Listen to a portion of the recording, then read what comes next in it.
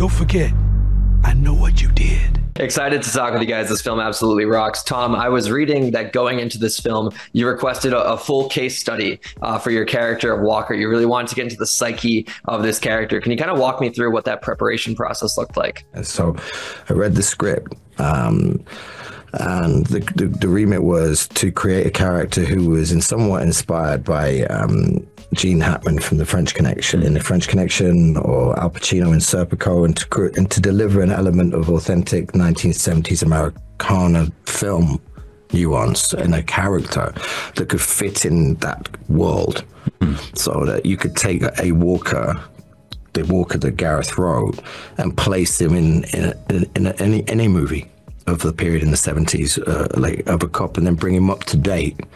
And the character is a paradox of the human condition. He's a hypocrite. He lives what he's not. He do as he does, but not as he says. You know, do as he says, but not as he does. He can give it, but can't take it. He's an archetype of somebody who's got one foot in and one foot out. And and through the trajectory of the film, he integrates to a base level of being able to realize he can't move forward unless he deals with the obstacle that's within him. So he's a guy at a crossroads. So there was a lot of conversations about understanding the archetype.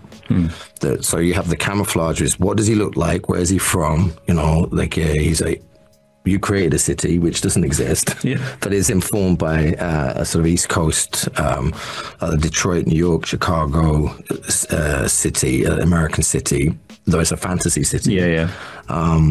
He has tones of Gene Hackman to Serpico.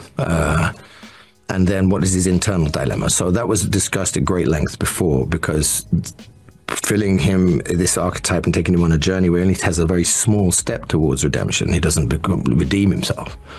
It was a micro journey internally, but it was a huge journey for him to admit that he has a problem. Ultimately, through all the carnage that is caused, not to him, but by him and at him and because of him, there's a sort of orchestration of violence. So I was really thrown by the question. I apologize, but either way, it sounds like you had a detailed kind of case study going in, and it definitely showed on screen. Gareth, for you specifically, I hope this one is correct. I read that this story started with a cop scooping an empty cup full of cocaine. No. Yeah, no, I did. Yeah, I remember that one. How did the story for Havoc evolve from there? No. So, everything I've done always starts with like one small little seed of an idea or an image or something.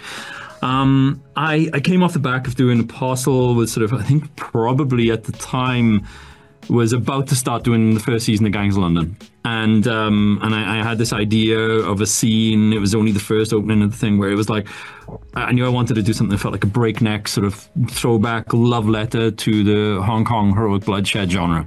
All the great films by John Woo and Ringo Lam and everyone else.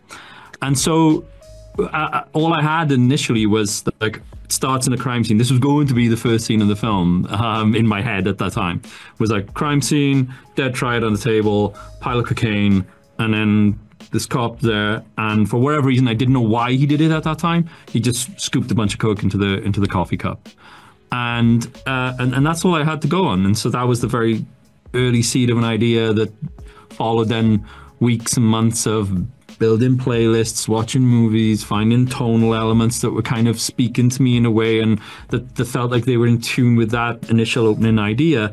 And then it kind of mushroomed out from there and started to play with themes of parenthood, of relationships between fathers and sons or mothers and sons, and then tried to tell a story where it's like, whether it's through Walker and his relationship with his family, or Lawrence with his son, or Mother, or vengeful trial boss, who's like a hero in her own movie, like her relationship with her son, and to have like a sort of, every time we check in with them, data points that kind of give an overall feeling of like what that emotional sort of conflict is. So that was the sort of the initial stepping stone for it.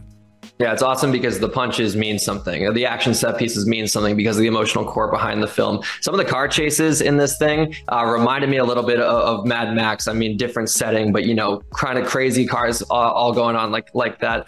Tom, I read recently George Miller had a script for another Mad Max movie. Are you privy to that story? Have you read the script? No, I'm not. No. Okay, well, here's hoping it gets made. I don't know. I love Fury Road back in the day. I'll wrap with this one, guys. Tom, specifically coming to you. You've been directed by some legendary filmmakers. You know, Ridley Scott, Chris Nolan. I just mentioned George Miller, and all of them have such a great flair for action. But Gareth Evans has done stuff that no one has ever seen before. When I was welcomed to the Raid movies, oh my God, it changed my life. What were some of the elements of being directed by Gareth that you felt were so unique at this point in your career? I think you're right. I think Gareth has whether he's aware of it or not, or he can take the compliment or not. He does have an absolute laser for a very specific thing, which is definitely to do with action and telling the stories through physicalized choreography, whether it's with vehicular or human form, or you haven't seen you work with animals yet, right? You know what I mean? But he's kinetic. His storytelling is super kinetic. It's super fresh. It's completely compelling, and it moves at such tremendous dynamicism. It's super kinetic, and I don't know. There's something about it that's full of life and vitality, and it's really unique. And I've not worked with anybody quite like that before. And obviously, George Miller's a really good reference point in many aspects. That is somebody who I have, and Chris Nolan, that is somebody who I have worked in a very, very dynamic way with. And actually, Gareth Evans' name came up, and so did, is it Edgar Wright? Edgar Wright. Yeah, within that franchise also, which would make total sense. Yeah, very beautifully said. You're welcome. Guys, this film absolutely rocks. I'm hoping if we get a sequel, I get to see it on the big screen, because this action is made for the big screen. Thank you guys again for your time. I appreciate it.